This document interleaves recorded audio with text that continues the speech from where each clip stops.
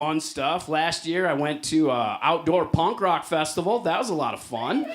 Yeah, it was a good time. It was a good time. I was thinking about it, though. If I would have went in my 20s, my day would have been different, because I would have drank a lot of alcohol. I probably would have did a lot of drugs, and I might have even gotten the mosh pit.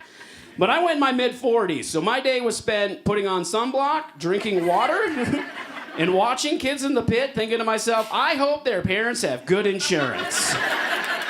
Well, that's I'm glad. It's always exciting when you go to a place and you can look around and be like, oh my God, I could have followed all of these people. Another thing I did just a couple months ago, I went to a nude hot springs. Has anybody been to the nude hot springs? Few people? Yeah, it was a good time. I learned a lot on that trip because I was unaware that the nude hot springs were a family vacation destination. You know, like when I growing up, the few times I accidentally saw my parents naked, I was traumatized. I thought that was normal and healthy.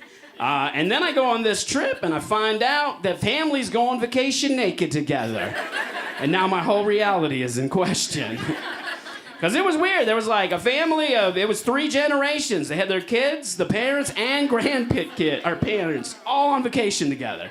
And I couldn't help thinking, why are you bringing your children to this adult place and making me feel like I'm committing a crime? This is not fair to me, not fair to me. Another thing I learned on this trip, and this is something you can take with you, if you want to improve communication skills, have a casual conversation with a stranger in the nude. Because you will not break eye contact. That eye contact gonna be direct. That is for sure. I went through a breakup last year. I went through a healthy breakup. Anybody been through a healthy breakup? No, I know, it's a weird thing to say out loud, but I did. I went through a healthy breakup, and it was confusing for my friends, too. You know, when you're with somebody your friends don't like, and you break up, they're very excited for you, they're very happy for you. When you're with somebody your friends like, they don't know how to respond. And all my friends pretty much responded the same way. They were like, Dan, I'm so sorry for your loss, Dan. If there's anything I can do in your time of grief, you just let me know. And I was like, you know she didn't die, right? Like... We just broke up, she's still alive, and every one of my friends responded with, yeah, but now you're poor. Touche. They weren't wrong. And I should have known we weren't going to work out because we were very opposite people. She's like a tall glass of fine wine. I'm more like a short PBR. You know, she dresses like she's part of a country club. I dress like I definitely play Dungeons & Dragons in my mom's basement. She had a good job, credit, real credit. I have a tattoo of a Twinkie with wings on my arm, so... We didn't come from the same place, And a lot of guys, when they're with somebody, they'll brag about dating out of their league. I think any guy that's with any partner, you're probably out of your league. But I also realized I was dating out of my tax bracket.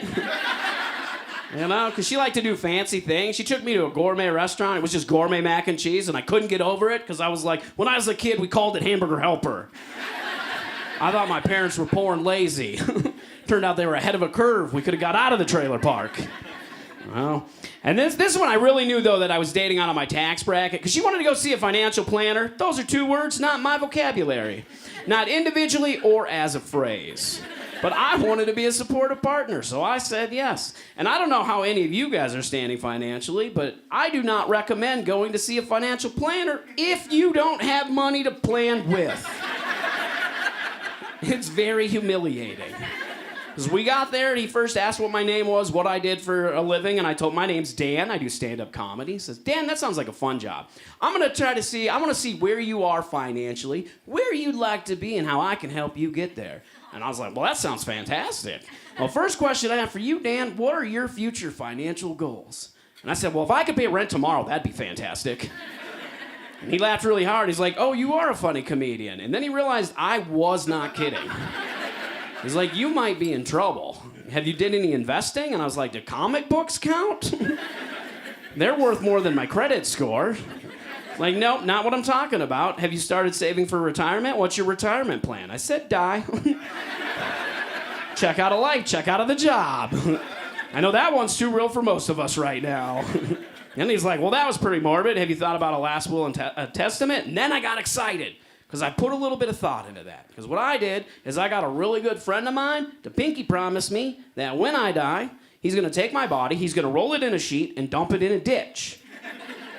Then my death becomes a murder mystery. And the county pays for my funeral.